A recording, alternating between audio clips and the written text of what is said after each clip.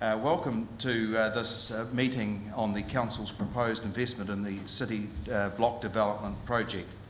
My name is Rex Chapman, for those that don't know me, and I've been asked by the Council tonight to chair this public meeting. Usual housekeeping notes first of all. Toilets are located in the foyer outside the Victoria rooms on the left-hand side. There's exits that are well marked. In the unlikely event of an emergency, a siren will sound and an announcement will be made to evacuate the building. Please use those exits, and if there is such an emergency, we're to congregate on the grass area in front of the St John's Church. And finally, just as a courtesy to the speakers, can you please ensure that your cell phones are turned off for the duration of this meeting. Now, the meeting itself is being recorded, audio and video, and the purpose of that is to enable that to be shown to those people who may not be able to make it this evening. Look, in a moment I'll introduce Council CEO Claire Hadley, who's going to, together with Andrew Cameron, GM of Holdco, going to give a presentation outlining exactly what the Council is proposing. But before doing so, I just want to tell you something about the consultation process itself. The Council has produced a consultation document which sets out the details behind the decision the Council has in front of it on the proposed investment in the inner city block.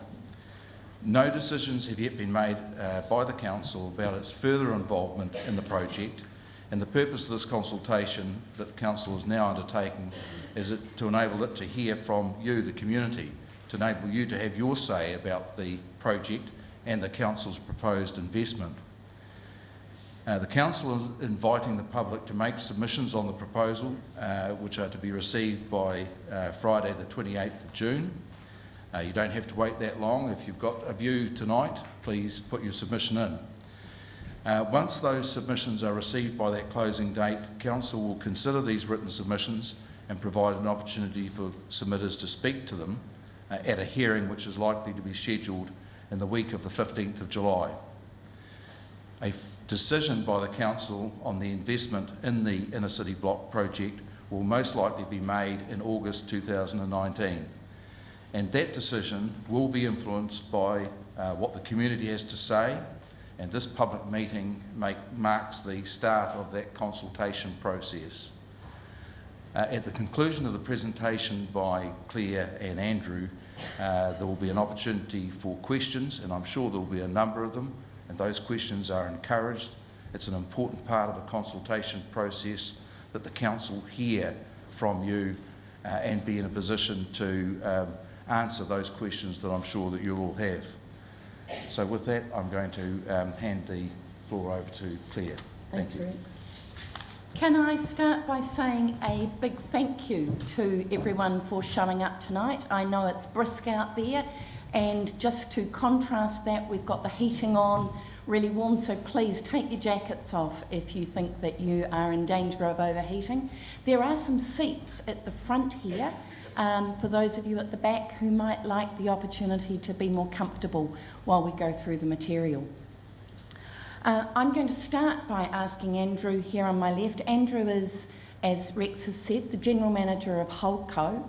Holdco represents Council as the shareholder, if you like, in HWCP, and Andrew has been studying the material. He'll start the presentation by giving you some background and some facts about the proposal, and then I'll cover off some matters from Council's perspective. Thank you, Claire, and welcome everyone. We thought it was probably best to start with just a bit of a background for those people who haven't been involved with it like Council has and Council staff in terms of the history of how we got to where we are today and the decision that Council's been asked to make. So in essence, the concept around HWCP Limited really evolved out of the Swords process, and I don't know how many of you are familiar with the Swords process, but they came up with a number of what they called transformational projects which they thought would assist Invercargill achieve its objective of basically growing 10,000 people and a number of other objectives. One of those objectives was around the revitalisation of the inner city, and in coming up with that strategy and that project, they recognised that one of the issues that would be confronted in any attempt to do that was the fragmentation of the ownership of the inner city, so that it was difficult to get a substantial sized land holding that would enable a major tenant, for want of a better description, to move back into the inner city. So that was one of the issues that were forefront when HWCP was created. So once it was created, council, through its subsidiary company, Invercargill City Property Limited, was requested to invest in HWCP Limited for the purposes of basically consolidating the inner city, consolidating the land holding to enable a significant tenant to move back in following development.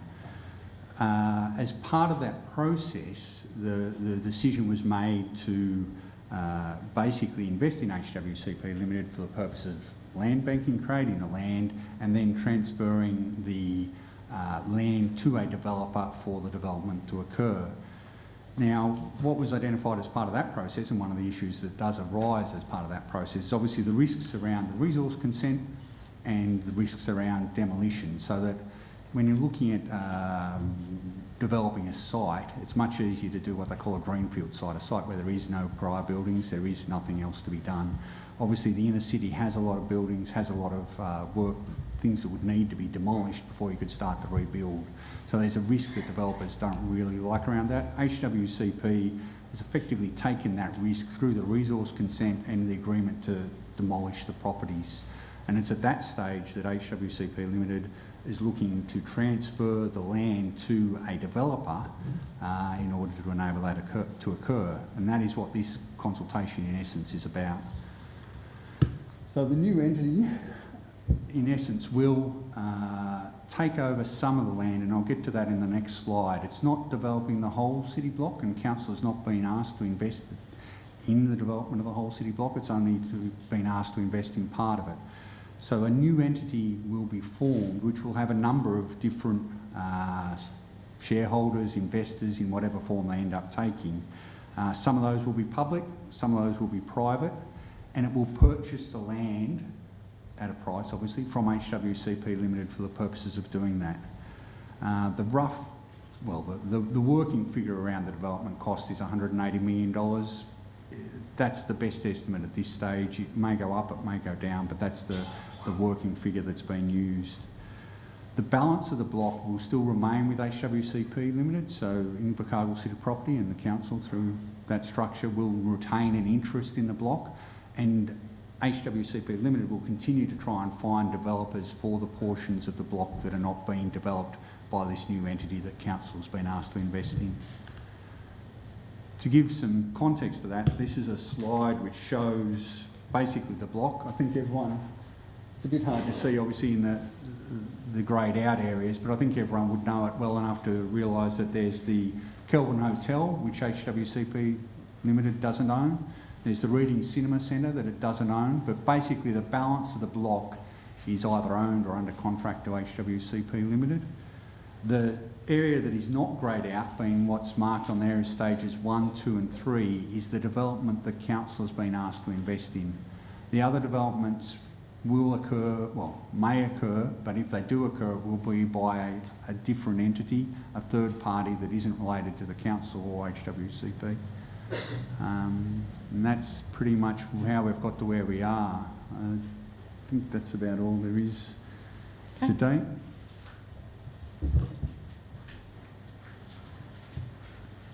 Thank you. So, council's asking you about the investment that it's been asked to make, and we've been asked to invest $20 million. The material that you have refers to $30 million.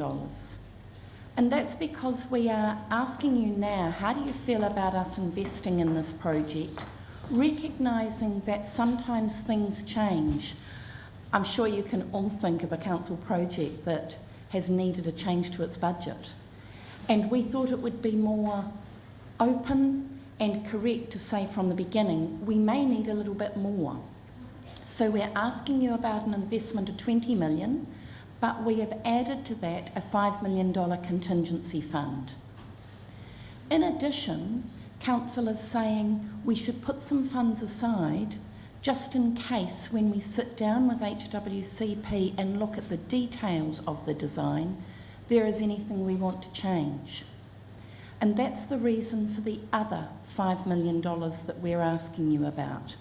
So the request from HWCP has been for 20 million, but we're asking for 5 as a contingency on the budget and 5 to recognise that there may be things that the council feels, if it is going to invest, it should alter slightly.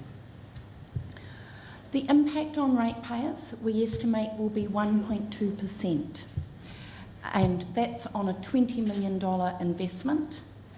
We've again forecast that the servicing costs of 20 million would be approximately $600,000 per year. What does that mean for our debt level, and what does that mean for other projects? It will take our debt levels up, and it will mean that we will need to carefully manage our projects. But there has been some preliminary modelling done which shows that we can afford to invest in City Block and deliver every other project that is currently in the long-term plan, provided we prioritise and stage those over the 10, 20 years ahead. We're asking you about investing in City Block, and that's where Council is taking a role as an investor.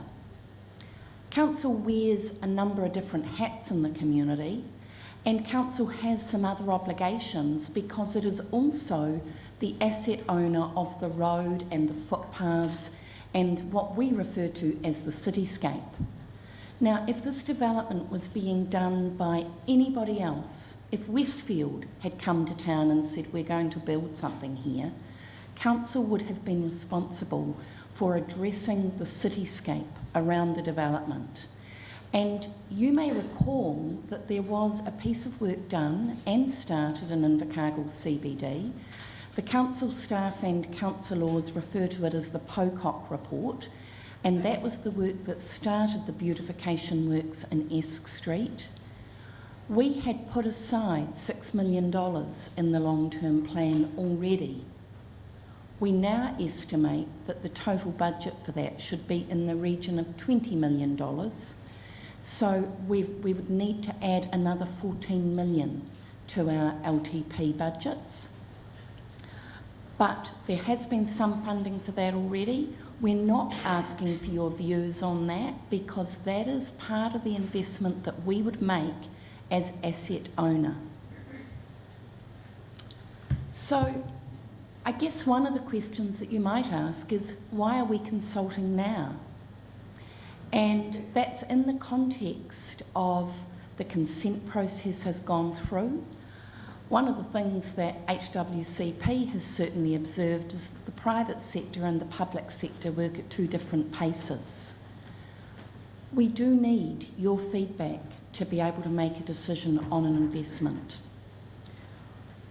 In looking at why we are considering investing, the government has just put what we refer to as the 4 well-beings back into the Local Government Act. Andrew referred to the fact that when the Regional Development Strategy for Southland was developed, a transformational project for the CBD was identified, and doing a development like this was seen as one of the leading transformational projects in that strategy. One of the questions that you may ask is, what happens if the resource consent is declined? Well, what often happens with consent applications when they are declined is that the applicant lodges an appeal and then starts mediation. So I think that it would be fair to say there would be some negotiation would take place. What we have at the moment is a proposal that we have some clarity from HWCP on what they are asking for, and we're looking for your feedback. What would happen if council doesn't invest? We know that there are other potential investors who are looking for council to put its money in its community, in the assets in the CBD. And we know that people want to see change in the CBD. What we have is some certainty or potential certainty in front of us, or a period of uncertainty in front of us. So again, I come back and say, we're looking for your feedback. Submissions close on the 28th of June. That can seem like a long time away. Rex made the comment that don't be shy about putting your submission in now. I guess what I want to say is don't consider putting it off and thinking that I'll do it tomorrow, because you can always put in an additional comment, but it would be a terrible thing to get to July and think, I meant to. I went out on a cold night and attended a public meeting, and I meant to make my views known, but I missed the opportunity. So please, put your submission in now. Material is available. It was being handed out as you arrived. It's available on the web. We will be getting out to a place near you to further engage. And we're happy to answer your questions tonight. Thanks very much. Thanks very much, Claire and Andrew. Look, that's a very good summary of the proposal. Obviously, there's some further detail in the consultation document that's been handed out, but there should be sufficient in that to, I'm sure, prompt some questions from our audience. It's an excellent turnout tonight, and I think it reflects the fact that this is one of the biggest decisions that our city has had to make for perhaps a generation. And it is great to see such good public participation at this early stage. So Claire and Andrew, if you're happy now to take some questions, I think, do we have some microphones that are going to be taken to the speaker? So if you have a question, could you please raise your hand and we'll get a microphone to you. Thank you.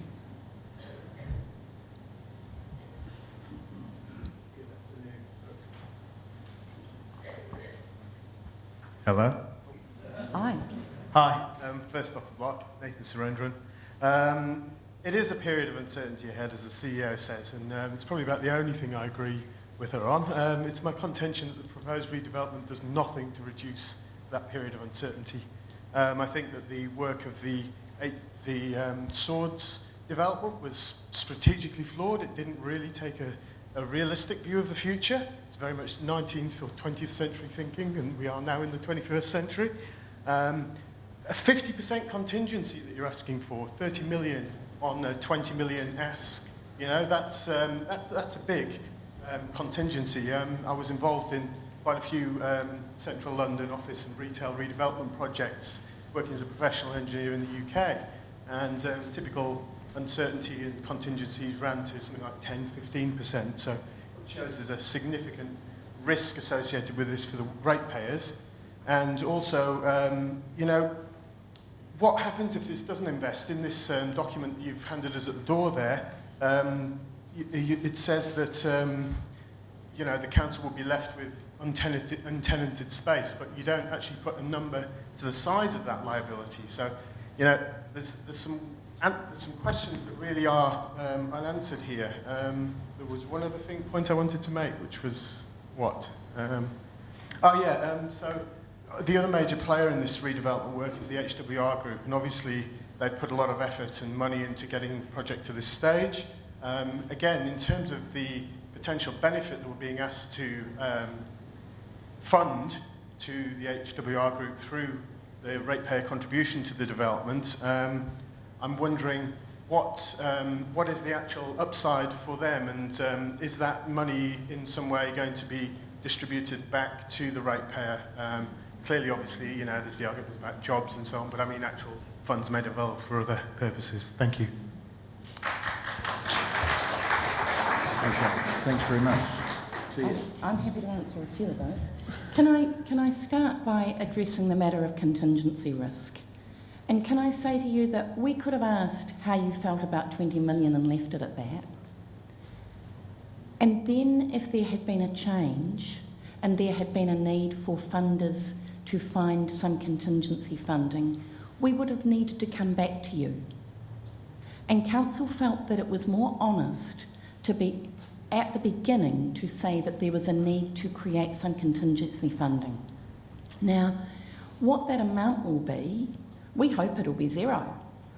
I can tell you that there are people on the team that are emphatic it will be zero. But I can also say that we all know that things change.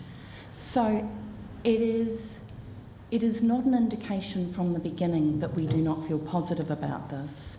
It's an indication that we recognise that to invest we need your feedback, and so we should make that a one-shot factor.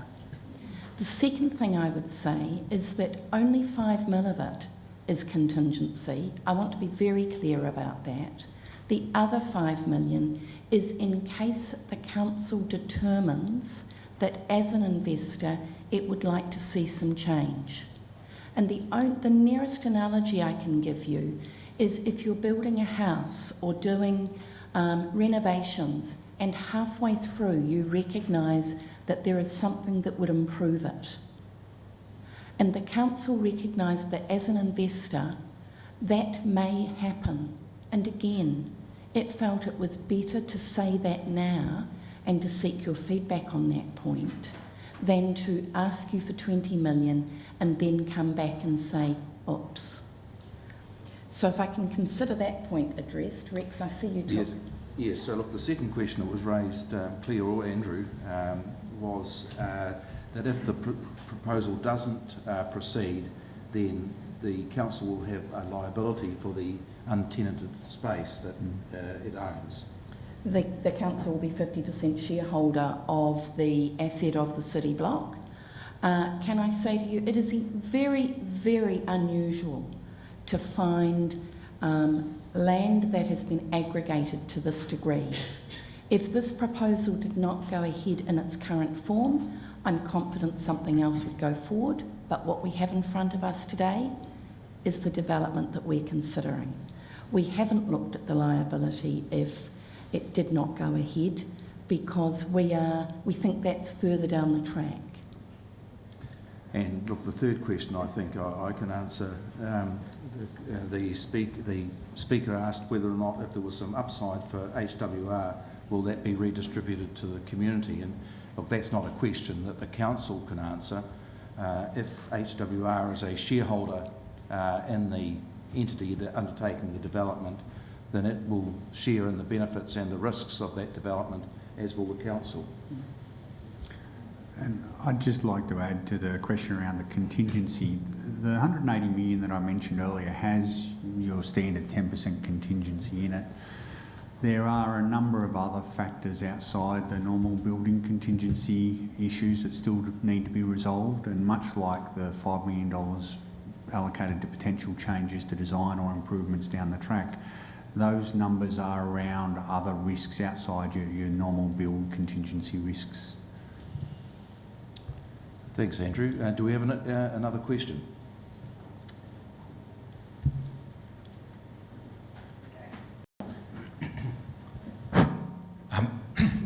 My name's Michael Wilson. I'm a trustee of Community Trust South. The Community Trust has been approached as well for funding, and that's being looked at the moment. One thing that we observed and which came out of the resource consent hearings is that in fact this isn't really a commercial investment at all. It's got a very significant philanthropic aspect to it, and so while it will be an investment that will require 180 million from the investors, to put it in its most simple form, because of the return, the rental return and whatnot, it will be immediately an impaired investment because it will only be worth 90 million after it's been constructed. Now, you know, what exactly the whys and wherefores are of all of that, and those are all big figures and the rest of it. The fact of the matter is that at least two of the other investors have made it very clear that this is and has a very significant philanthropic aspect to it and not a commercial one. Now, I was waiting for this presentation to raise this point, and it hasn't. And first of all, I wondered why, and second of all, the question that obviously the Community Trust will have to think about, but I wonder what's the council's view of this, is will we get the money back from our investment?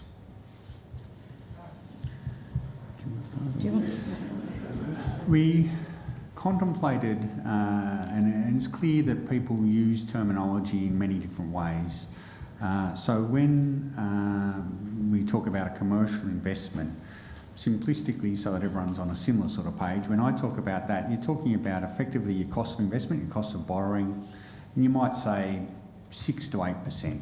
If you're getting that sort of return above your costs, you might say that's a commercial investment. There is no doubt that this investment will not be giving that level of return.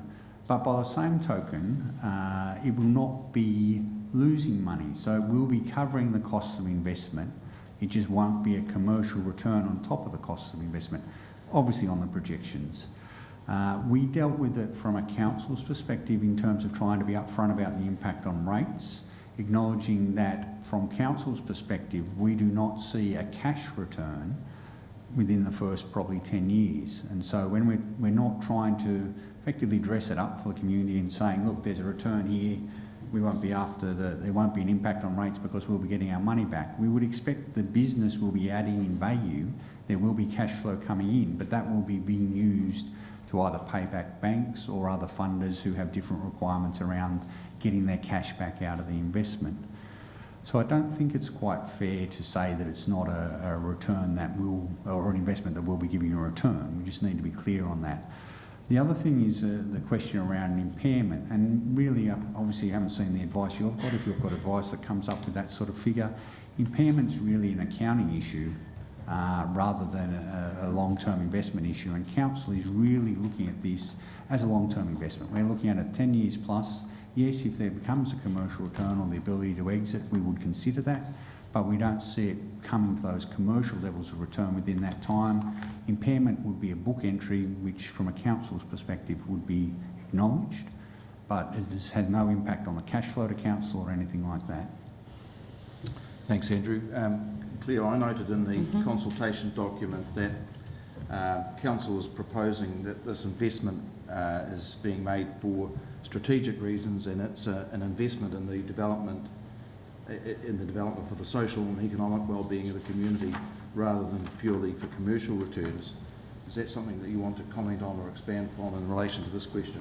Look, I think that my comment would be that council sees the need for it to be involved in it for exactly that strategic purpose that's been discussed. Whether you put that into strategic reasons or philanthropic reasons, the other part of the comment that I would make is that, with no disrespect to the two businessmen that have been driving this, I don't think there's many sane businessmen that would get so involved in driving something, because it's been a huge challenge. And I don't think they're doing it for commercial return at all. They're very clear they're doing it for the good of Invercargill. You also asked about whether council would get its money back, and again, in the back of the document, there's a recognition that council would be looking to hold this investment for the long term, but as it does with all of its investments, it may consider holding the cost of holding or what it would do in the longer term. Thanks, Claire. Does that answer your question, or do we have another question? Thank you. Can you tell me what the current population of Invercargill is at present and what the growth has been over the past 10 years? 52,000? Sorry, I just missed that, sorry. 52? 53,000 is the current population, and 0.6? And that doesn't include students living here, actual rate paying? No, the population is all of the people who are usually resident in Invercargill. Okay, so individual rate payers, I'm just trying to establish what the potential cost will be to our rates in 5 or 10 years' time without the growth that you're expecting, on top of the usual rate increases that happen every year, plus if interest rates start to climb that 1.2%, everything starts to compound, and if we don't get new rate payers into the city that we're projecting with this investment, it falls back on the rate payers again and again, just escalating because we agreed way back. So that's my first question. The second question is, why were the tenants actually all evicted from the buildings prior to any decisions being made? Okay, thank you. Claire, just before I get you to answer that question, we had an important message. There's a car with its lights on in the council car park. The registration plate, if I can read this correctly, is Sue BI, is the car registration number. So if that's yours, you might want to pop out and turn the lights off. Thank you. Now, Claire, two questions there. What is the cost of this investment over time? Well, the figures that we've projected would suggest that the cost to a ratepayer with around a $2,000 rates bill would be around $25 per ratepayer. That's just on the 1.2%. On the cost of the loan? The annual increases that we get every year for all the other services that are needed, they seem to escalate because new things come along, budgets required for extra running into the city on top of borrowings or projects. So, you know, in 2 or 3 years' time, our rates increase could be 10%. So for those of you on the back of the room, there's a question about the escalation of rates in general and then the impact of this loan on top of that. And the answer that I would give to that is that council operates within its own benchmarks for rates increases. So it would then have to manage its finances carefully to ensure that the capital programs that it was starting, the other capital projects that it was doing, were managed evenly over the years, carefully over the years, so that the rates increases did not fall outside of those benchmarks. So if money had been set aside to make improvements or build a new museum and the budget had grown for other things, the museum wouldn't happen or something else would be put on hold until such time that the revenue was there to be able to comfortably go ahead without it falling back on ratepayers. So there's a bit more of a question about, I think, about whether council could manage the other projects that it has in the LTP, and the answer to that is yes. The answer is that on the modelling we have done, and the project of the museum was mentioned, on the modelling we have done, the museum could be afforded and the investment in the city block could be afforded. We would need to prioritise those along with other capital projects that we do, and we believe, and we've shown to the councillors, that we can do that prioritisation and still meet our budget benchmarks. Without the rates escalating. The rates will increase as they are projected in the LTP. Thanks, Claire. Now, the second question was, why were the tenants evicted? Look, I think that that's probably outside of the scope of this consultation on this investment proposal. But it's a public meeting. That's the question. yeah, certainly, I'm going to try and answer it. Just making the point, it's probably outside of the scope of this consultation.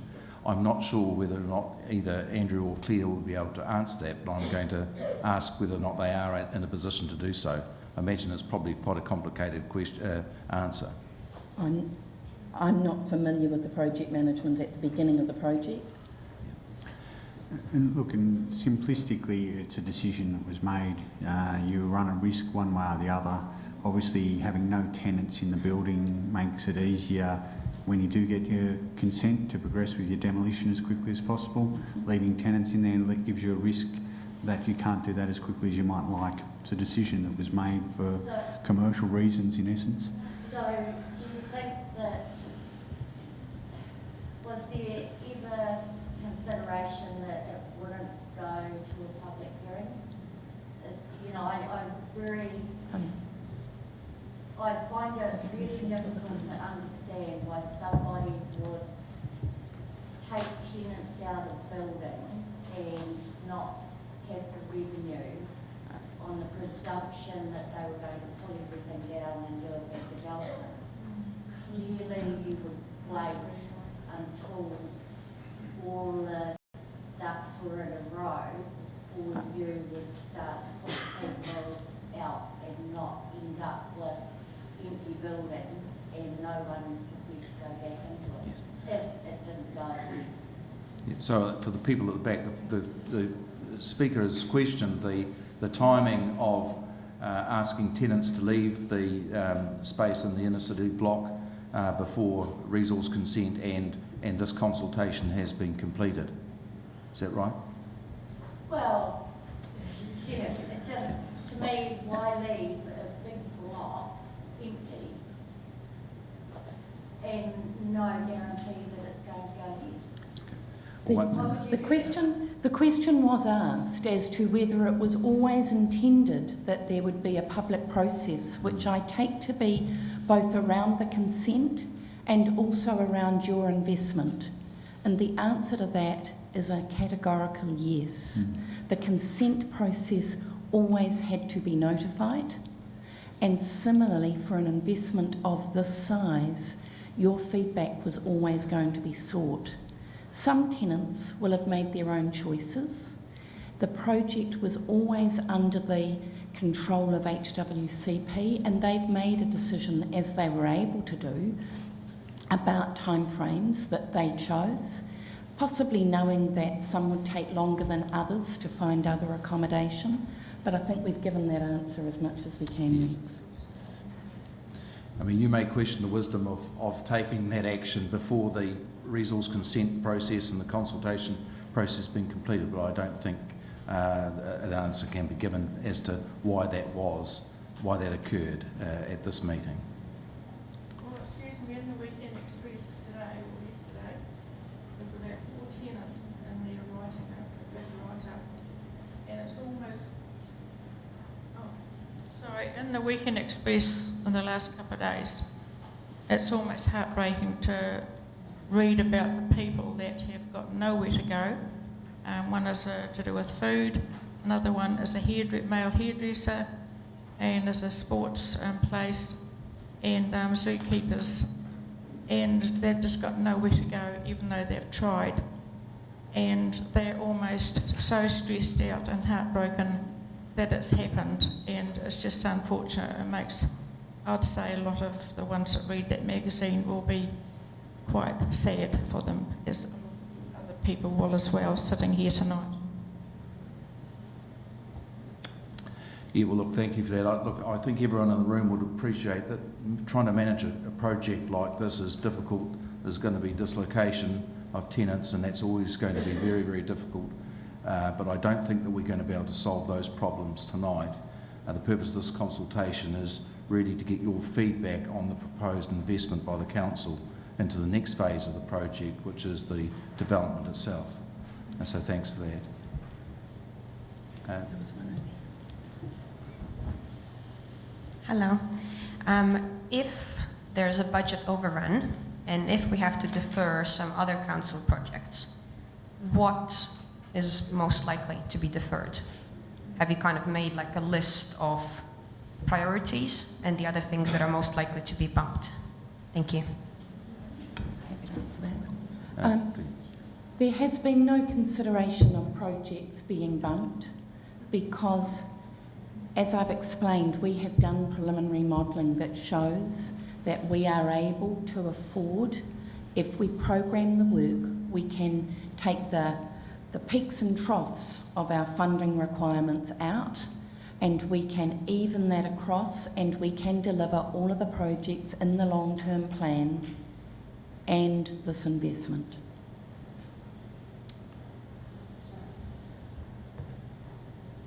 Just in the paper here, page number 10, other council projects would need to be deferred under the disadvantages. So this is why I'm asking this question. So in the bottom here, proposed option to invest up to 30 million in the city block development, and under disadvantages, the second one, it says other council projects would need to be deferred. So which ones? There has been no consideration of other projects being deferred. It would be, if we didn't put that in the document as a possible disadvantage, we'd be accused of not thinking about it. But the work we've done shows that we can manage all of it. We recognise that things change. That is a potential disadvantage, but nothing has changed at this point. If things change, that would be a matter for the council of the day. Yes, I think that the note on page 10 probably is just a recognition that there's always an opportunity cost. If you spend some money somewhere, then it's money that's not available somewhere else. But I think, Claire, what you're saying, that there is no specific project that is likely to miss out. Not at this stage, no. Thank you. There's one right down the back. We have a question from the speaker down the back. Testing. I was simply going to ask in regard to this presentation. Oh. Sorry, I think we'll take the one down the back first and then come back to you, sir. Hi, my name's Carol. I don't know how everybody here feels about all this. I came with the Sorry, can you just put the microphone up a bit closer? I came with the idea that I was against the council spending our rates money for a development. My feeling on it was that if it was really going to be a really good opportunity for investment, that private investors would have done it. And what I've been hearing hasn't changed how I feel about that at all. I still don't think the ratepayers should be paying any more money into this development, because it is a commercial project, and looking at the paperwork that you've given us, and we get the ground plan for how it might look. I haven't brought my magnifying glass, so I can't see what we're going to get for our money. So my feeling on it is still no, and I'd actually like to ask for a show of hands here, if I'm allowed to, for how many people have been here and still feel that it is no. Would everyone like to show whether they think it should still be no? So there's still a percentage of us that are not convinced that this is going to be a good investment. But I'd also like to ask, and this is my question, what's the benchmark for the rates increase per year? Well, no, I think there's two questions there. Claire, firstly, the speaker asked, felt that this was a commercial project. And you will recall that there was a discussion at the beginning of the questions about the philanthropic nature or the strategic nature of this investment. The sense, and it is an actuality, that it doesn't stand on its own commercial feet, and it does require other funders like council to come into it, and that is the reason for the consideration by the council. We believe it's strategic in addressing the state of the CBD as it is at the moment. We believe that it would attract new business, it will certainly generate new jobs and generate additional economic projects in the surrounds of the city block. That's why council is looking for the feedback on it, but it does not stand on its own feet from a commercial perspective. And the second question, I think, was what was the benchmark? What is the benchmark for the rates increase? And sorry, Rex, can I just go back a step? Because Andrew also explained that this wasn't a project that would lose money. He talked about the normal sort of percentage required for a commercial project and the requirement for the funding from council to support, particularly in the first 10 years. But he was not saying that it would be a non-performing asset. He was saying that it was not a commercial asset in the way of a 6 to 8% return. Yes, I'm sorry, the second question was what is the benchmark for the rates increase? Are you meaning the one, I think 1.2% increase, is that it's based on the current rates? So there are two parts to the answer that I would give you for the rates increase. The first is that council has a policy, and the policy in the LTP talks about a percentage above the local government cost index. So there is a flexibility in that, recognising what the costs are around not just the CPI that we are most familiar with, but also the cost index for local government. Over the 10 years of the LTP that we are currently in, it's an average rates increase of 3.1% per annum. The draft annual plan for next year proposes something slightly less than that. Thank you, Claire. Does that answer your question? Yes, thank you. Now, if the council doesn't invest, are there any other investors that are going to be followed up on? Because if we don't invest, there are other projects that have found funding elsewhere. Is that an option for the project? Yeah, could you just repeat that, thanks? If this project doesn't proceed, you're asking... No, I'm asking that if the council doesn't invest, do the people that are the management company that's managing this now, do they have a set of other options where to get other funding from? No. I think the short answer to that is no, not at this time. But it's something that they could look at in the future? There if are we say other, no? sorry madam, there are other potential funders that are looking to follow council's lead and would see a lack of council investment as an indicator that it should not be involved either. You're talking about them talking about a council support and showing the support via investment. Correct. Thanks very much. Now, I think we had a gentleman down here that wanted to ask a question. Yes, good evening. Just... Oh, thank you. The previous speaker over there mentioned about the projects that would be delayed by the council. Do you have an overhead slide that would actually show that? What would be, what projects would be perhaps left behind or delayed? So the work the council has done to date would show that the council can afford the projects set out in the LTP and this investment. There has been no consideration given to any delay or deferral of any projects in the LTP.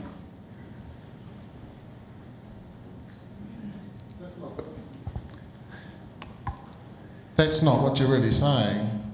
Other council projects will be delayed because of the investment. It's a risk.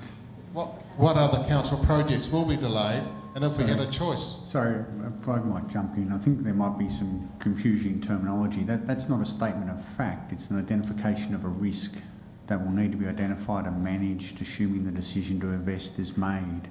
It's not a given, it's a risk. A risk is something that might occur if you take certain steps. And so to be clear, the risks are risks that are identified, not a certainty of an event that will occur.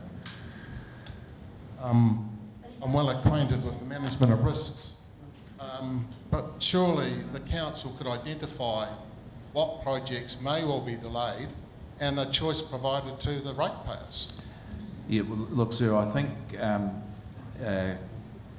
Claire has already identified that there are actually no projects currently identified in the long-term plan that will need to be deferred or delayed if this investment proposal proceeds. I think that's the clearest answer.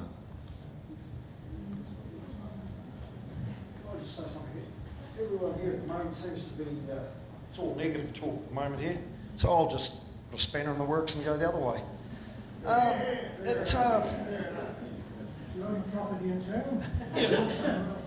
Invercargill, mate. I'm a very proud Southerner, very proud of Invercargill, but it's not brain surgery here, guys. Have you had a look at the centre of Invercargill lately? Like, it's not flash, is it? People say why people are moving out. Well, they're moving out because the buildings are falling down. Now, we know, everyone in the room knows who the two basic investors are. It's not rocket science. They can go away and spend their money elsewhere, anywhere in New Zealand. They can leave it in the bank and make more money. But they're putting it into Invercargill. And I think that's very special. Like, what are you saying on the rates? What did you say, about $24, is it roughly? Cecil rate? Hell, that's a lot of money, isn't it? $24.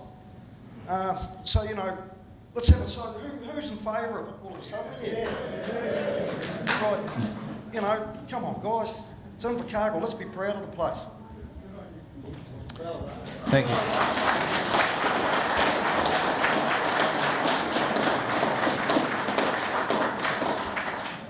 Hi, I don't like talking out, but I need to say something here. This is our city, this is our children's city, our grandchildren. I'm a ratepayer. We don't do something for this city and make it look better than what it does now, then where the hell are we going to end up? Where the hell are we going to end up? And what city in New Zealand, when they do big things, don't put money in? What city? Dunedin do all sorts of things, your rates go up. That's the reality of it. This is our city. We should be working to make this the best city we can possibly make it. And if that means we do this, then that's exactly what we do. And people need to think about it and think about the future of this city. Thank you. There's a gentleman just mid-row with the hand up. Sure, all ready to go. Sorry.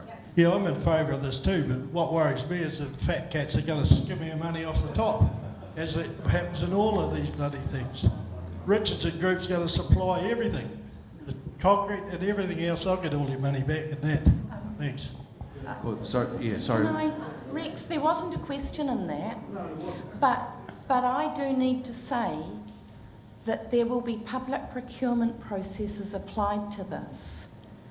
And that's part of the reason for the separation between stages 1, 2 and 3 and stages 4, 5 and 6.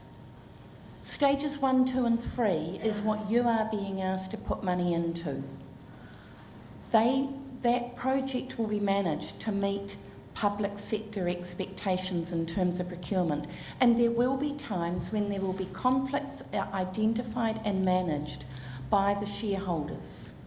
Stages 4, 5 and 6, we're not asking for any public money, and to be frank, those who are involved in it can manage it as they choose. But I do want to be very clear that there's a separation and the public sector standards will be adhered to for where there is public money. Have a look how Invercargill will look without the fat cats. Thank you. We've got a number of hands up here, so we'll take a question from this side now. Thanks.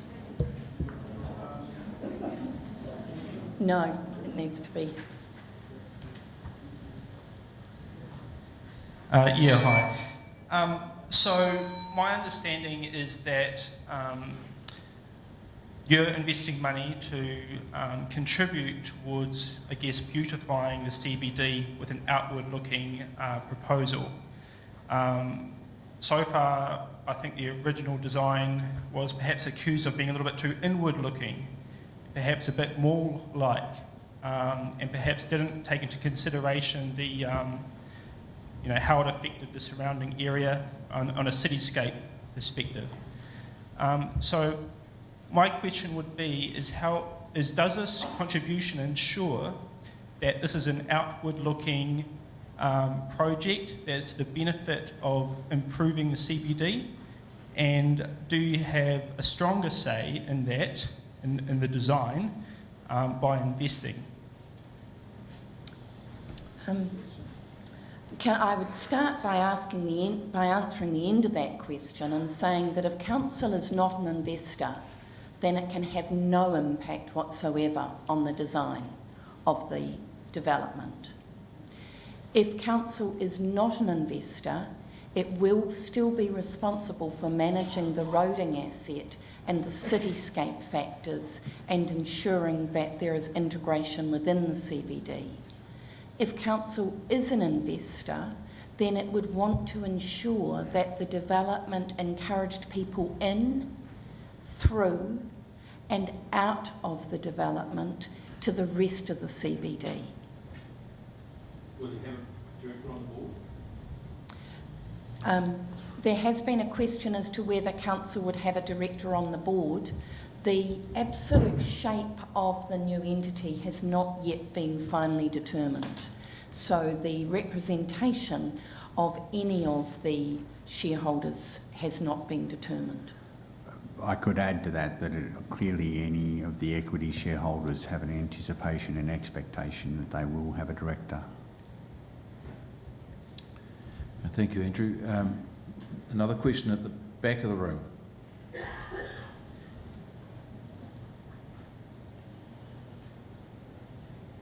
Hello, I just got a quick question to the councillors mainly and the people involved and the people that are against it and the people that are for it. Just think about where you're sitting. What was this? It was a bit of land with some rumpety old wooden building on it, and our forefathers, probably about 100 years ago, built this facility that we're sitting in right now. Now imagine what the population was then, about 3/4 of nothing, and look what they did. So this is the sort of courage that you need to have today to make this project happen. And you only need about 1/10 of the courage that they had to build this building. So that's all I've got to say. Thank you.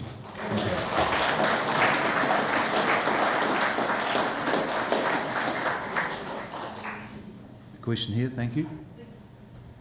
Hello? Thank you. I just have a couple questions.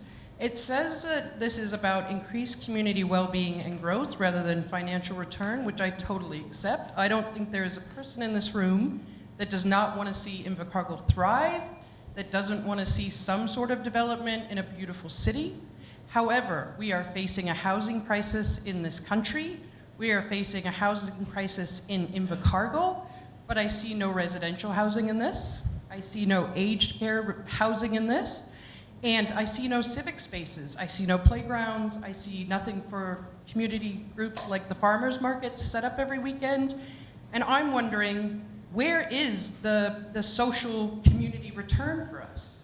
Can you explain how that fits? CBDs, business districts are places, they have become places where people go for leisure and recreation. And the development will have places where people may choose to, as I think they refer to, hang out, spend time.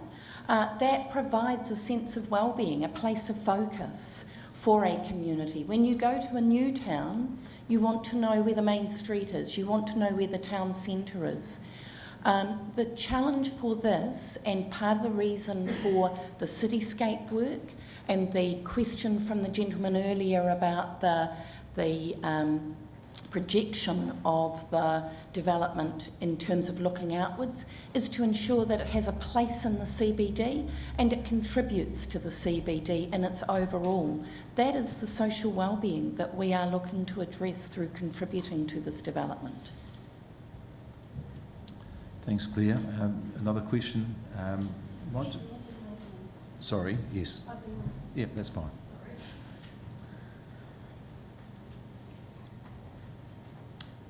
I've driven down from Dunedin tonight. I'm a proud Southlander as well. And just for this meeting, it's the first time I've come down to a meeting at home for ever. I've been out of town for nearly 30 years. I'm going to ask you, what is the income of, the average income of Invercargill ratepayers? Do you have that, Melissa? I can tell you that some of that information, I don't know, I mean, I could guess what the number is off the top of my head because I've read it, but I would rather... You don't know? Rather than guess, I would suggest that you look at the supporting material, which has some analysis around Well, the actually, average I income. can look at the audience tonight, and most of them are, if they excuse me, they're mostly in the elderly age, and so I'm probably thinking Dunedin is 20,000. That's the average income of Dunedin. So... If you have a look at the supporting material, you'll find those figures are actually included in there. I think in particular, if you have a look at the NZIER report, it deals with those figures for you, and that would be the answer to your question. Well, you guys must have some fairy godmothers, because if you're going to pay out, reckon you're only going to pay $25 extra in your rates, I can tell you with the stadium in Dunedin, and now they want to build a new shell on the harbour, there's no way in hell these people are going to be paying $25 extra in rates. That's just absolute rubbish. And for the $30 million that it's going to cost, I bet you've got a budget that's be how much it will be. Like, it's not going to be 30 million, it'll be more than that. I mean, Dunedin City Council, 530 million for the stadium. I mean, what's your highest figure? And again, I suppose we answered that question earlier, and in the presentation it had the estimate around the build cost, which is 180 million. So that the information's available.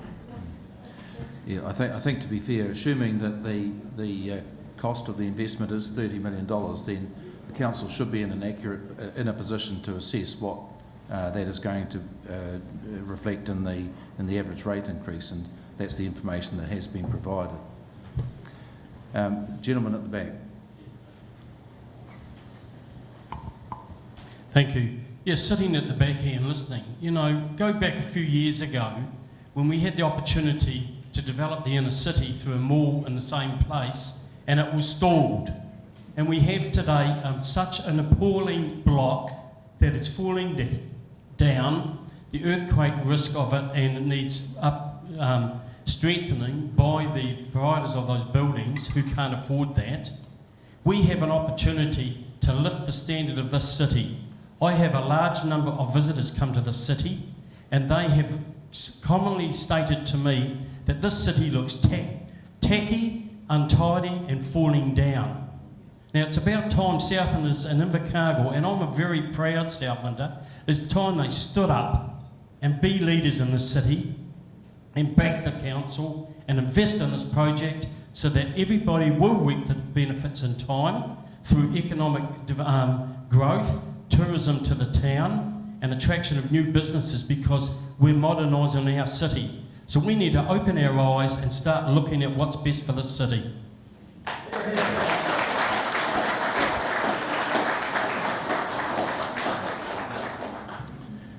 Do we have another question? I think there's a hand up down the back there.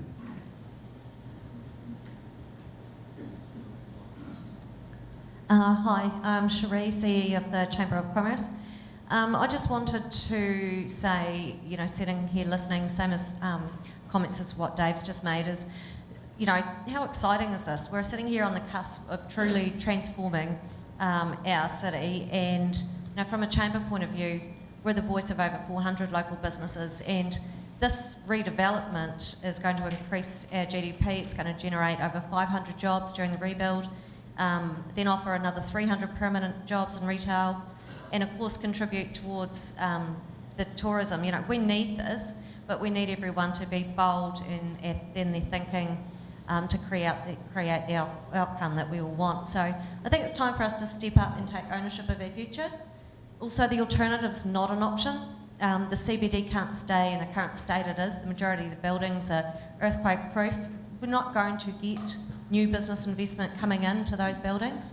So basically it's not an option, you know. As a community, we can't just sit back and wait for the inevitable to happen. So I'm just urging all Southlanders basically to submit, and, you know, I think that it's a great investment for our council, and I think we get on board and let's get this done.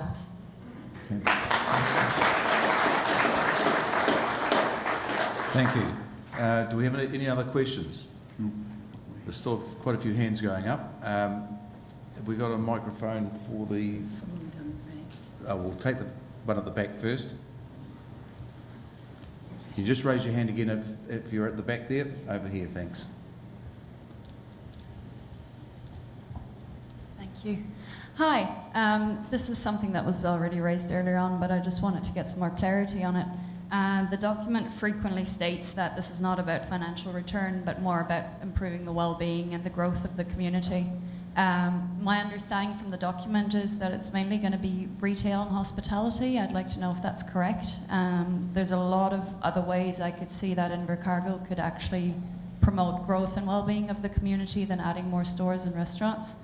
I'm completely in agreement that the CBD has issues and needs to be improved, and that the ratepayers should contribute to this, but I think there's a lot to be added to growth and well-being of the community, and I'd like to know if the council has any plan of adding any extras to actually do that than just adding shops, car parks and restaurants to that area.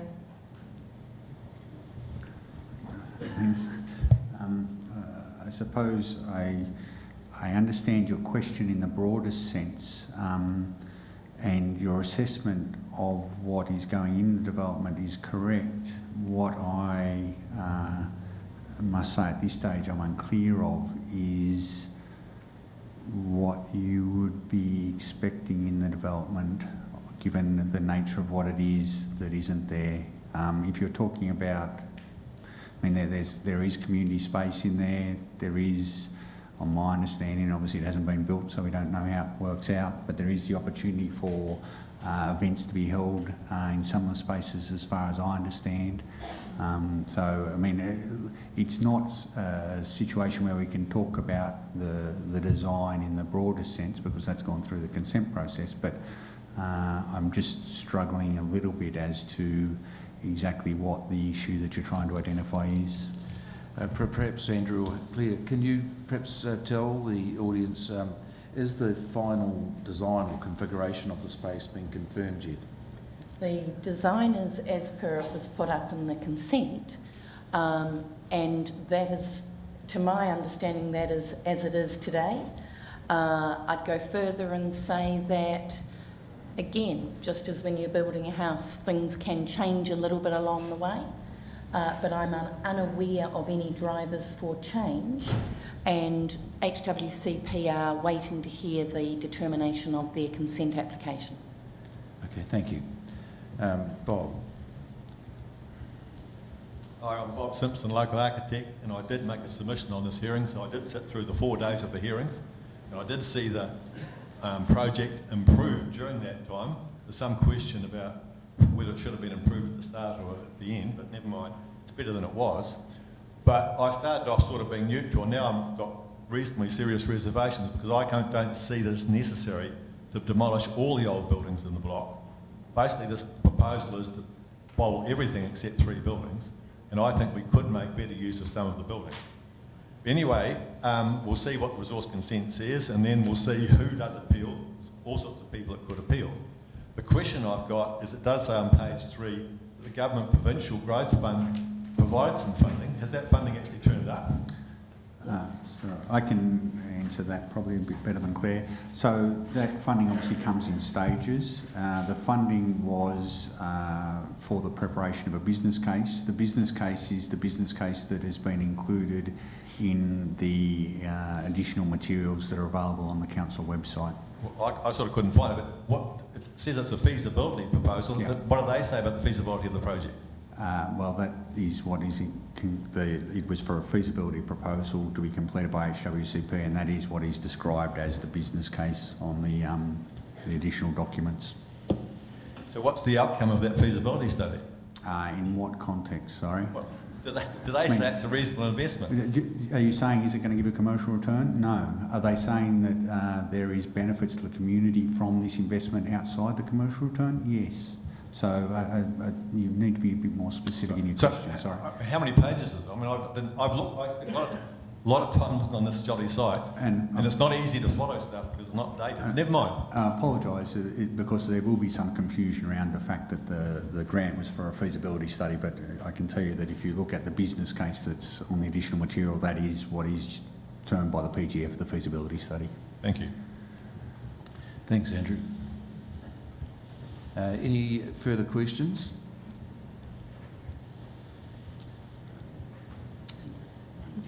Thank you. There's an estimate that we're going to need 500 people to work on this build over 3 to 4 years.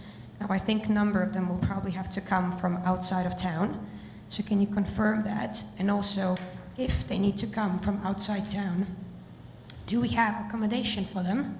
And whether the council is setting aside an investment to create accommodation to actually have space for people to live if they need to come here to work on it. Thank you. I'm probably better placed to answer that one as well. I can tell you that that is obviously an issue that at this stage HWCP is working through as to how that will occur. It's not something that council will be required to address itself, but obviously as part of the project, the entity carrying on the project will have to address those issues as to where those people come from, where they're housed, how that's achieved, and that is something that has been worked through. So an identified risk that will be worked through. Thank you. Yep, we've got a question down the back. I'm a ratepayer and I'm in favour of this project, but only if it includes good covered access to H&J Smiths. H&J Smiths have been a valued and respected retailer in this town for over 100 years, and they've done a great deal for the city. I'm asking now, is provision being made for good covered access between H&J Smiths, possibly any other businesses as well, but also, particularly from H&J Smiths to the new project? Thanks for that.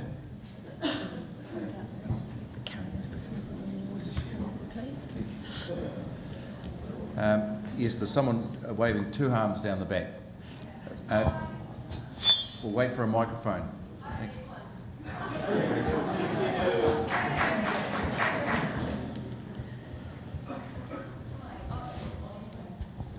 Is it? Oh, yeah. Do you want the microphone or no? Okay, sorry, I thought I'd just ask. My name's Natalia. You probably all know me because I've served you once in a while. I'm not from here, but I've been living here for 7 years. And I work in the hospitality industry.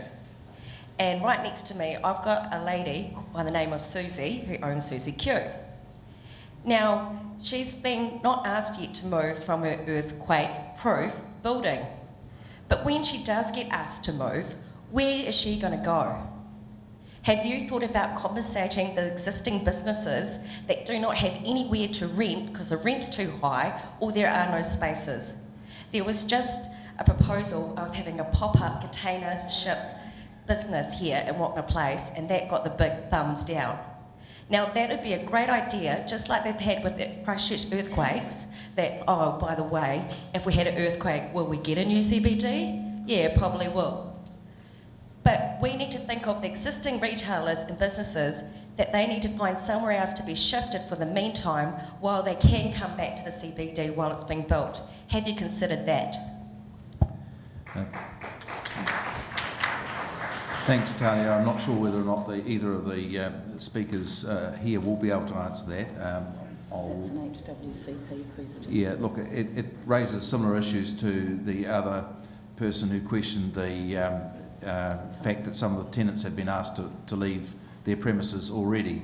I mean, as we pointed out, look, there is going to be dislocation and disruption to tenants, and that's regrettable, and it's something that needs to be managed carefully, and I hope that the case that you've pointed out can be managed carefully. I'm not sure that we can provide you with an answer to that tonight. So should that not be compensated as the budget will allow?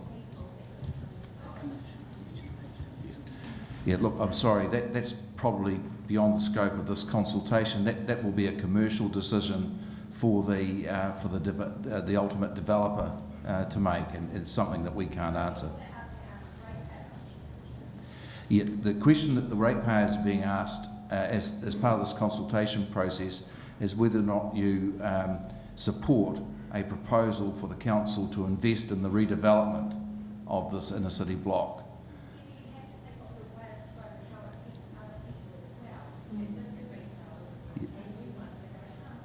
Yeah. Look, I understand the point you're making. I'm sorry, I can't provide an answer to that tonight, but yeah, we'll take that on board. Thanks.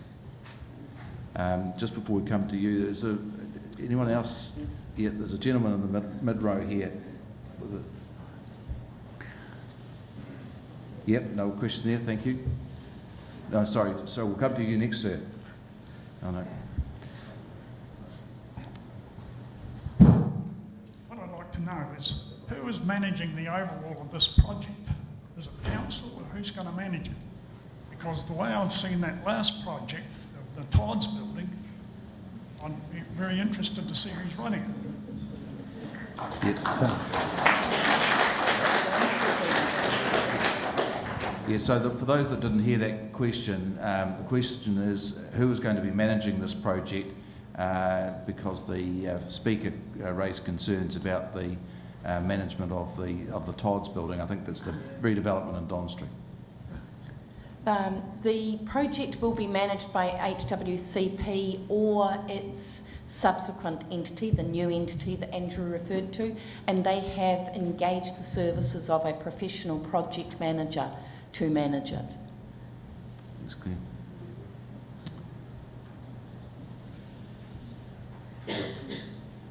We've got a question over in the back here, on the right.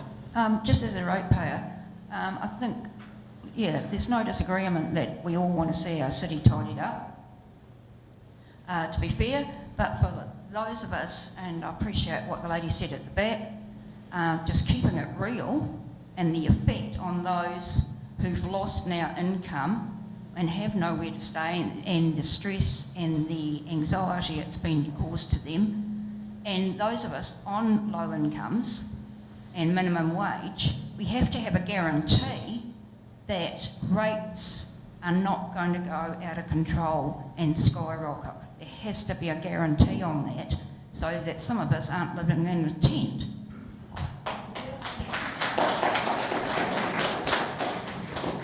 I think the only response I could give to that is that later this year you have the opportunity to choose who you want sitting around the council table making decisions on the priorities, projects and consequent rate increases. Thanks, Claire. Yes. Perhaps just wait for the microphone, thanks. You said that there are a number of private investors that would shy away if council were to perhaps not back the project that was going ahead.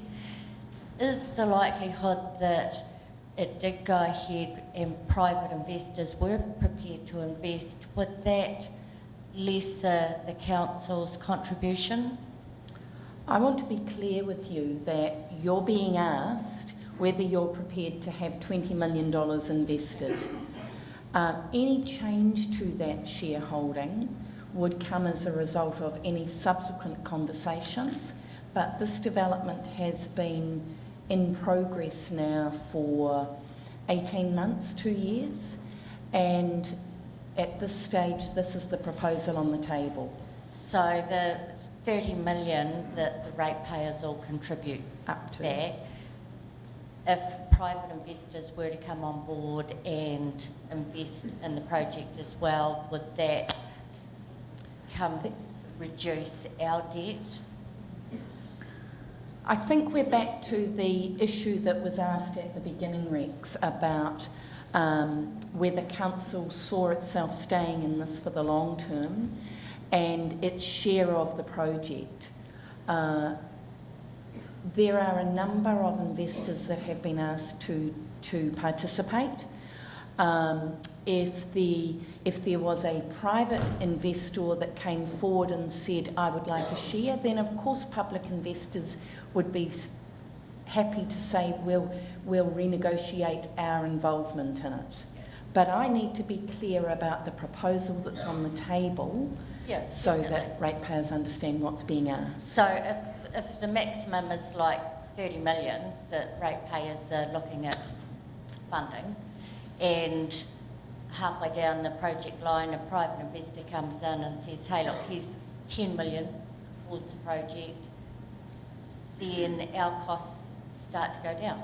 Yeah, look, I think that is a possibility, but I think what the council are really saying is that in consulting with the public on this investment proposal, it has to outline it as it knows it now and give the community and the ratepayers a clear idea of what the maximum or what the investment is likely to be. Obviously, if in due course some of that they can sell down some of that investment and lessen their risk, I'm sure that's something that the council on the ratepayers' behalf would be very attracted to.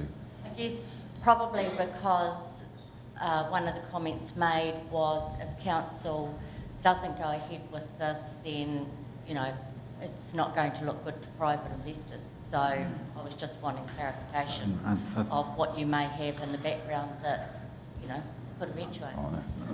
Yeah, I think there might be a little bit of confusion there. It wasn't a comment with respect to be clear, there's no other private investors in the wings. There are other investors, but they would be public entity as was identified earlier at this stage. There's someone right down the back there. I'm just conscious that we don't miss some of the people at the back to give them an opportunity.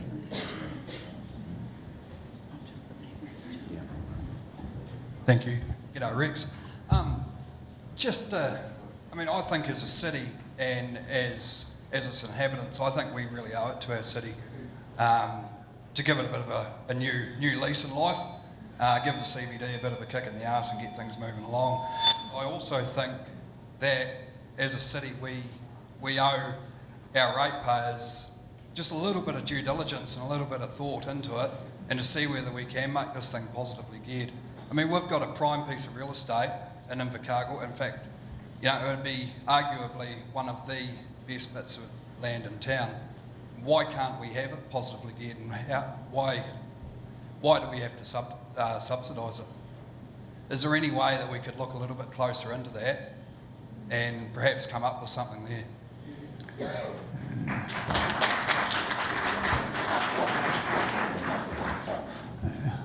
think I can answer it if you want. And just to be clear, I don't know, people use language differently. I'm assuming you're saying by positively geared that the return on the investment will be greater than the cost. And what I've said all along is that council's anticipation is that that will be the case. The problem that council has in terms of the impact on ratepayers in the short to medium term, whatever 10 years, whatever figure you want to use, is cash flow, not return on the investment. Thanks, Andrew. Another question down the back there, thanks. Thank you. A couple of questions. In relation to the $5 million plus that's already been invested in this project by council, why did council purchase that land and participate in that? That's question number one. Question number two, if that investment which is already there, if we can call it an investment, because at the moment it isn't, because it's not returning anything, because they own just under 50% of a rapidly emptying block. So what's going to happen regarding that money? Because what is being asked for is that additional council ratepayer money be put into that. Three, what's the council's fallback or plan B in the event of this not going ahead for whatever reason, whether it's the consents process, the commissioners' hearings, the decision for whatever new information may arise that may have a bearing on council's withdrawal from this project? What happens then to that block that's now 60% vacant, with a whole lot of businesses that gone, a whole lot of jobs destroyed, potential misplacement as far as the remaining people are concerned? The biggest cost, when you talked about risk before, Andrew, the risk has mostly been borne so far by the ratepayers on that $5 million investment. The risk has also been borne by the businesses that have had to leave already. The risk has already been borne by the people who have lost their investments in those businesses. The risk has been borne by the employees who don't have jobs anymore, like Kim's Sushi in Calvin Street, a successful business of 18 years, who closed early. There's a whole stack of unanswered questions around this thing, and nobody's asked them, so I'm asking. Okay, well, thanks for that. We'll try and break that down into those questions that you did ask in summary. I think the first one was, why did the council purchase the land in the first place, Claire?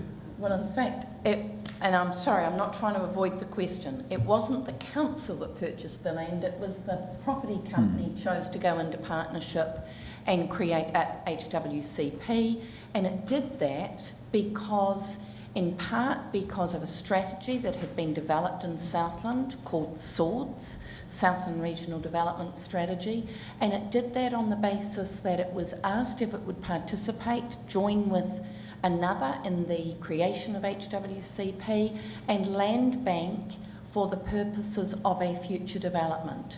And council, or Invercargill City Property, saw the opportunity to play a role in aggregating a number of separately owned properties in order to make it an attractive block ready for development, as the SWORD strategy had articulated as one of its transformational projects. Okay, and I think really the series of questions and statements that you made probably can be wrapped into one other final question, and that is what's going to happen to this land if the redevelopment doesn't proceed? What is the plan B? If I've summarised that correctly and clear. I think that my comment to that would be that if the project doesn't go ahead, I would add to that in its current form. That would depend in a couple of different parts. The first is whether the council made a decision to invest or not invest. And secondly, there are a number of other things such as the consent and investor decisions that would determine whether Plan B was something slightly less, something slightly different, or something not happening at all in the short to medium term. I'm not able to give you a clear answer to that because there are a couple of balls up in the air that until we see where they land, we wouldn't know what Plan B might look like. And presumably, Claire, the original strategy about land banking that land would mean that the land would still be available for some... The land would continue to be owned in partnership between with HWCP, and I think Council's commitment to its CBD and to enhancing the social wellbeing in the central business area would mean that they would be looking to find an alternative solution. Thank you. Is there another question there? Thank you. My name is Rebecca. I think that this is a really good investment. It's 1/9 of the investment. So the council have been asked to put 20 million in out of 180 million investment. If we don't put our investment in, then the ratepayers won't be able to have a future say in potentially the design or who goes in the building. Just another thought, it's good to hear that if it's carefully managed, it won't interfere with the long-term plan projects. My understanding is the long-term plan is from 2018 to 2028, but Claire, you mentioned at the beginning that that if it was prioritised and carefully staged, it would take the next 10 to 20 years. So I'm hoping that we don't have to wait 20 years for the long-term plan things to become into fruition. What was your perspective on that? And where did the 20 years come from? So are there specific projects in that long-term plan that you're asking about? So the long-term plan is over 10 years, my understanding, is from 2018 to 2028. But Claire mentioned earlier that the projects would be over from the next 10 to 20 years. So I'm just not sure whether that was a comment that, I'm just curious about the 20 years and where that came into it. So the infrastructure strategy that is part of the long-term plan takes a longer-term view than that. The long-term plan will be reviewed by the new council and developed for the period starting 2021 for the 10 years 2021 to 2031. And I would stand by the comments that on the modelling we have done to date, we would be delivering the projects in the LTP. I have no hesitation that they would go simultaneously, or I guess it was just the time frame. We would be looking to manage the projects and the finances carefully to be able to smooth the cost on to ratepayers and to smooth the delivery of those projects. Thank you. Thanks, Claire. I'm just conscious of time. It's getting close to 7 o'clock. And yep. Okay. Well. Okay. Look, there's a hand up down the back there. Thanks. Yes, I just have one question. It might be a bit of a red herring. You've stated clearly that the long-term plan and this investment, if it goes ahead, can work together. My concern is if the long-term plan is 10 or 20 years, and I stand to be corrected, there is no planning for a backup water system.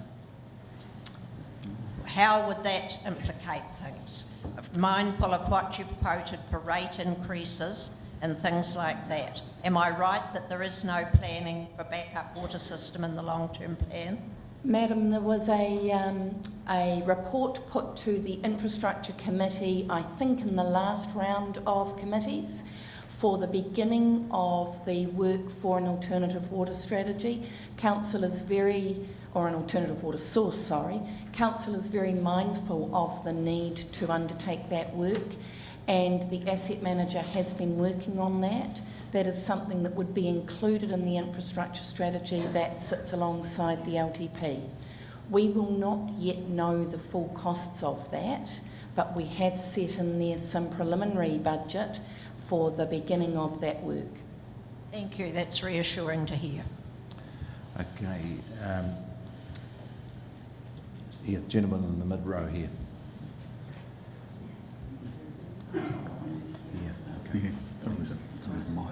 Hi, Nathan Surrender again. Sorry, I know I've had one bite at the cherry and being a bit cheeky, but I'll start by saying I'm a proud Southland resident of nearly 9 years, and I chose to raise my kids here. I want this money to raise their future prospects. I would like the CEO to be more precise in the use of words. She's stated a couple of times ICC has a 50% holding. It's actually a 49.9% holding, which gives the HWR group a controlling vote, and that's the point of my raising that with her. I agree that something does need to be done with the CBD, and I don't think that 1.2% on the rates is unreasonable for a project like this. I guess my concern remains the 20th century thinking. You know, the commentators say the global retail apocalypse is ongoing, that there's best practice from around the world that mixed-use developments, walkable CBDs with residential property incorporated, as Kari was talking about, are indicated as best practice and fit for the future. And well-being is not just retail and hospitality. Retail and hospitality jobs are really quite meaningless and, to quote David Graeber, bullshit jobs. But anyway, is there consideration given to the brief, in the brief, apologies, to potential future users and flexibility of the space, given that it's likely that the shopping mall, as they are all over the world, is going to be a failure because, you know, retail is struggling globally and will continue to do so. Okay. All right.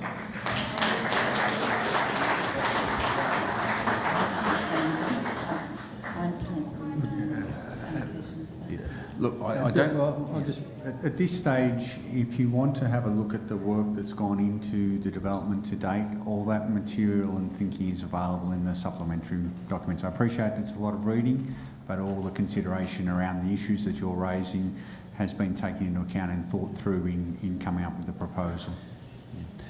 Look, I'm certain that the people who are actually putting their own money into this project will be wanting to ensure that the development has some resilience about it and longevity, and so I'm sure that the valid things that you have raised are things that they will have no doubt taken into consideration in the design. But I don't think we can provide any further detail at this meeting. Thank you. Do we have another? There's a gentleman in the front here. Thanks. It's going. It's on.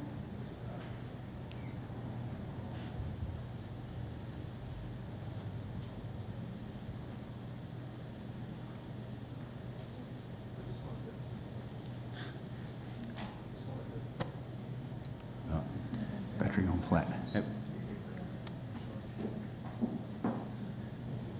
We'll try the alternative microphone. Sorry, I just wanted to say before I leave that I'm kind of tearing my hair a little bit with some of the attitudes in the room. I was very heartened to see that 80% of the hands didn't go up and were asked for a show of hands early on who didn't support this project. I just wanted to say to the council management team and the CEO and the councillors that as a ratepayer and as a business owner in the city, I really take my hat off to having the guts to invest in this project, and I think that is the general opinion of the public. I appreciate there's some concerns around some of the recent investments, but I think we've got a new CEO and a new management team, which gives me courage that won't happen again.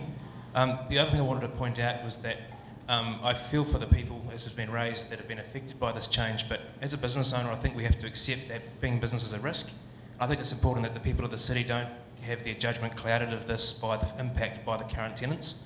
As a business owner in our family business, we've had the devastation of a factory fire taking our business to the ground. We've had the change that the impact of the Christchurch earthquakes had, and that's the risk you take when you're in business. So I think we need to be careful as ratepayers and citizens that the council is not a charity in that sense. If you choose to be a tenant in the CBD and things change, that's a risk you take in business. So I think businesses rise and fall on their own merits. So I just wanted to thank the council for having the guts to back this, and I'd like to thank those, including the Community Trust and others, that wanted to back this as a genuine project that will take our city into the future for my children and my grandchildren.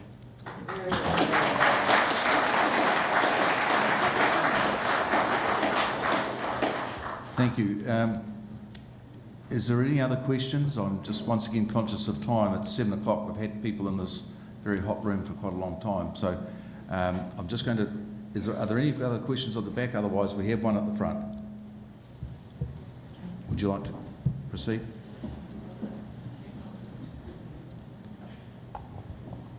I would just like to say that I'm a proud Southlander as well. Moved around a bit, but I'm back here.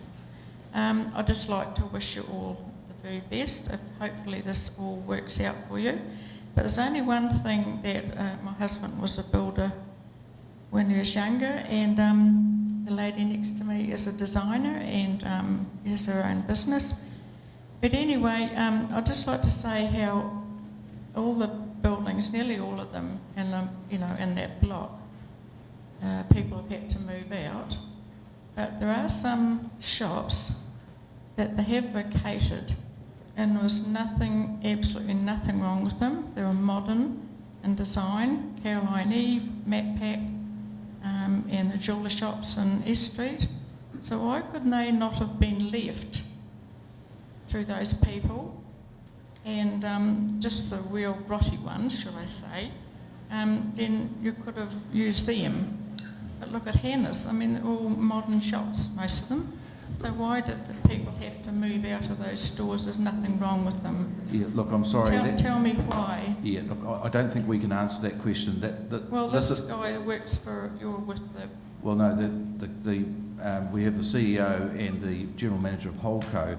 Those decisions about the management of this project really lie with the company that has been involved in it. Now, the council is a shareholder of that company, but not actively involved in the management of it. So I'm not trying to avoid the question. I'm just simply saying we haven't got the people here that can provide that answer. Yeah, I'm sorry. I'm sure a lot of the people here agree with me though, but good luck anyway. Okay, well look, we're starting to get some empty seats. I just want to bring the meeting to a close and really want to sincerely thank you on behalf of the council for turning out tonight. We've had some very good balanced feedback, and that's exactly what this meeting was designed for. I'll perhaps just hand it over to Claire just for the last word to... Thank you, Rex. I would say thank you to you very much for chairing tonight, and I would encourage you all to put in a submission and to share with council your views on this proposed investment. Okay, thanks very much for your attendance.